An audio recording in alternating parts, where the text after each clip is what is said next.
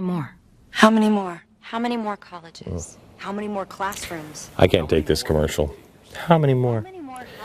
The media, the president, celebrities, everybody's making their case, incredibly hypocritical videos and making their case, blaming guns for violence.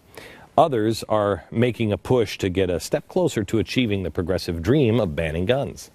They are banking on the fact that in the wake of a horrible tragedy, while emotions are still raw, that American gun owners will roll over and give up their right to bear arms. You know, do it for the kids. TheBlaze is the website that I started right after we went to Washington, D.C. The next day we opened up the doors of TheBlaze. And we are about to do some massive expansion on this. And one of the best things that I think we do is we conduct surveys from time to time and ask you questions in a different way. We conducted a survey of 106 questions. And it started out, I think, as 50 questions, and then we had you add the other.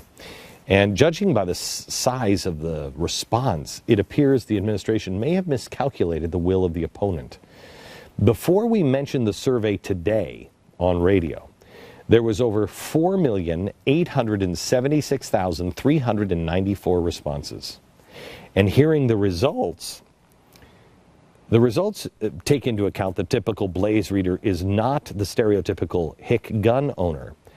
You start to look at this picture, and people in Washington should be afraid. These are people who read an average, according to them, of 12 books a year. They take firearms safety classes. They serve in the military or have immediate family members in the military. They have a home, a spouse, kids. These are people who use facts to make decisions, not feelings. A few of the answers got slam dunk results, yes results. Like this one. Do you believe in the Second Amendment? That's the only question that received 100% yes. 99% also understood that the Second Amendment is not about hunting or sports. It's to protect the people from a tyrannical government.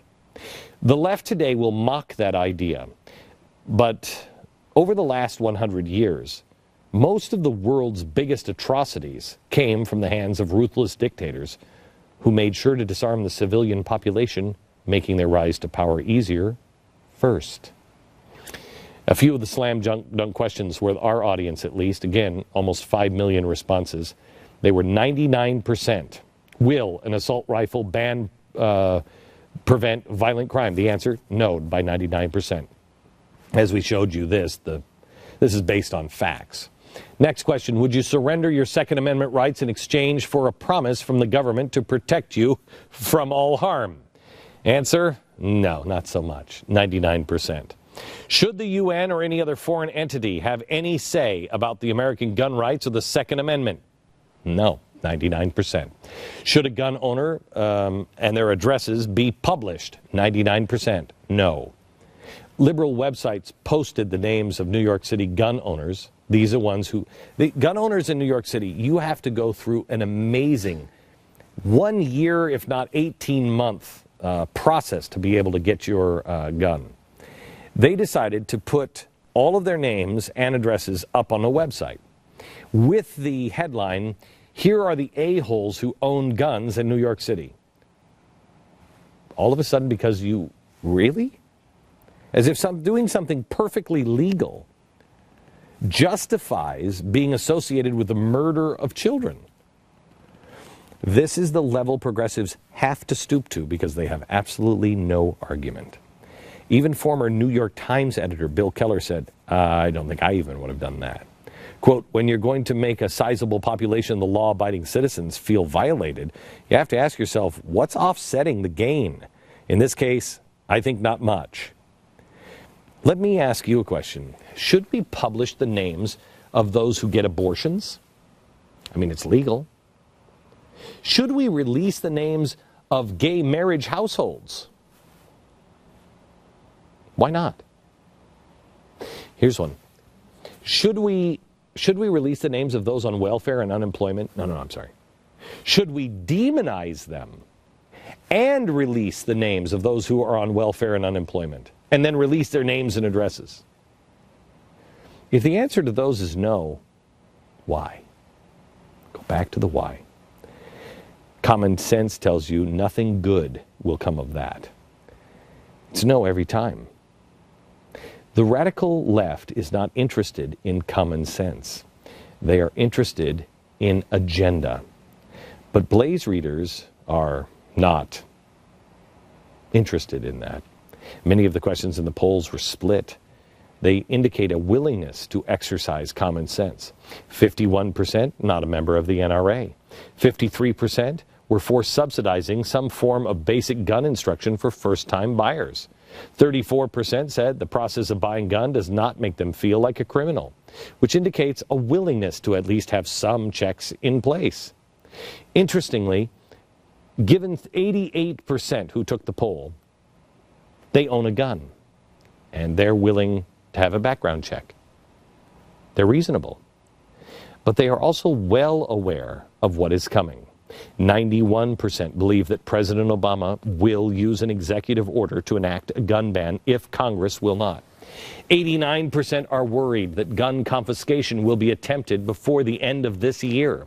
64% have purchased ammunition in the past 3 months, and if you haven't done it yet, you should. 45% have purchased a firearm in the past 6 months. 87% of non-gun owners taking the poll said they'll consider buying one in the very near future. May I suggest you do so now? 98% say they will not willingly surrender their firearms if confiscation is ordered. That's the sticking point. That's the flashpoint I believe this president wants to have. A brave new world is coming. And there are two very, very different ways of solving things. One side sees more individual liberty. The other sees more government. Mayor Bloomberg just decided over the weekend that too many people are addicted to painkillers. Okay, this is the guy who bans guns because it's the right thing to do. Now he's banning painkillers because it's the right thing to do. His solution is making patients have to, using his words, suffer a little before you get your pain meds. Something else is going on. Profiling. Remember, we can't profile Muslims getting on planes or people wearing droopy pants or hoodies. But the NYPD, New York, now wants to profile for possible school shooters and stop it before it happens. Well, welcome to the Minority Report and the Future Crimes Division. By the way, they want to profile you by monitoring every word you type on the internet and any other online device. As a whole, Americans have been willing to tolerate small losses of freedom for the so-called greater good. But eventually, they will reach a tipping point. The American people have just about had enough. And I fear that we are closer to that point, as I said before the election. We are closer to that point since any time except maybe 1859. Back in a minute.